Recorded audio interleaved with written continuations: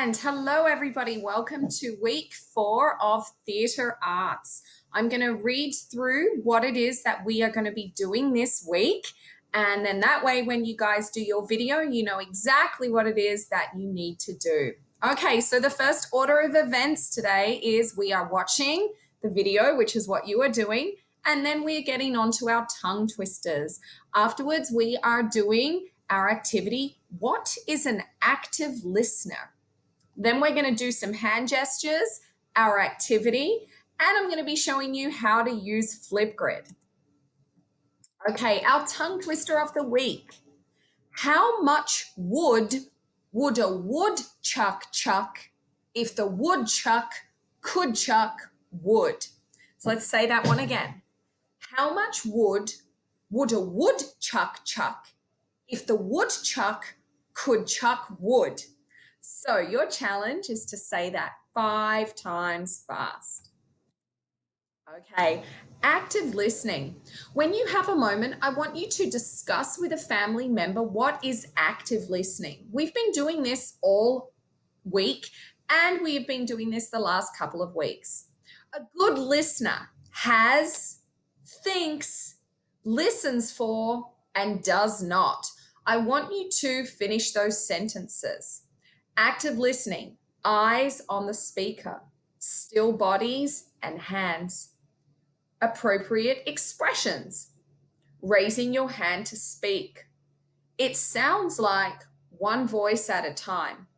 Appropriate comments and questions, quiet bodies, inside voices, and waiting to be called on when you speak. Be an active listener.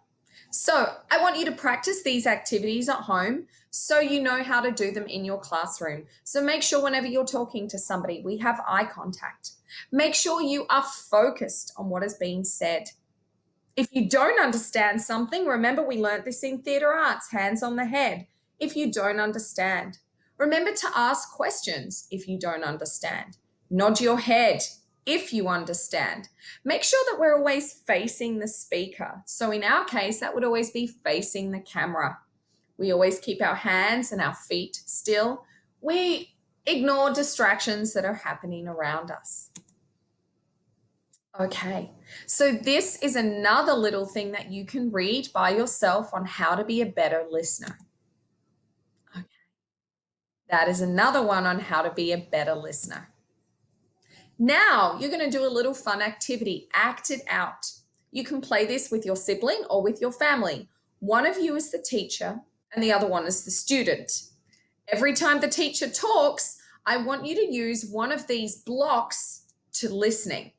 If you are the teacher, you have to figure out what they're doing wrong. So I want to see you guys get your teacher voices on. So filtering is when you only listen to certain parts. Distractions is when you're doing other things but not listening. Rehearsing is when you're busy listening to yourself. Judging is when you just stop listening to the other person and are like, oh, you know what, this is boring. No, I'm not really into this. And daydreaming is where you're thinking about something else completely. What am I going to have for dinner tonight? So that is not what we want to see happening. Okay, now it's time for our main activity, act it out. So we did this last year. You're going to tell one truth and you're going to tell one lie using your presentation skills. So you are going to find a family member to practice this with. You will tell one truth and one lie using presentation skills that we spoke about last week. Eye contact, face, hands, body, and our voices. We want to have a lot of expression. So start with a sentence that is really easy. So for example, my favorite color is blue. My favorite color is green. Now, most of you know that my favorite color is green, but the trick is to make both of them sound like the truth. So I want you to do that, and then we're going to be discussing this and talking about it for Friday. Okay, Flipgrid assignment. You are going to tape yourself. If you have a look here, I have put up for 3rd and 4th grade the links.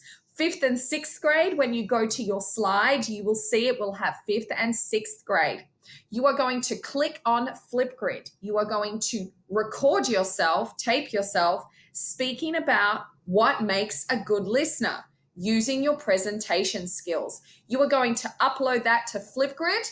This is due on Thursday, and I will be watching and seeing who did the Flipgrid assignment. Remember, this is what you are assessed on for theatre arts.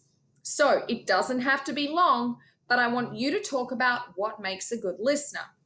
For example, I think what makes a good listener is somebody who is using their whole body to listen. They're not moving around. Their eyes are focused on what the other person is saying, and their bodies are calm. Good luck. All right, that is it from me from this week. I look forward to seeing you guys for our synchronous lessons. And if there are any questions or problems, make sure you go to the website, the AIA specials for theatre arts and for PE, or you can go on Inkscape Drama Academy on Facebook and send me a message. Bye, friends.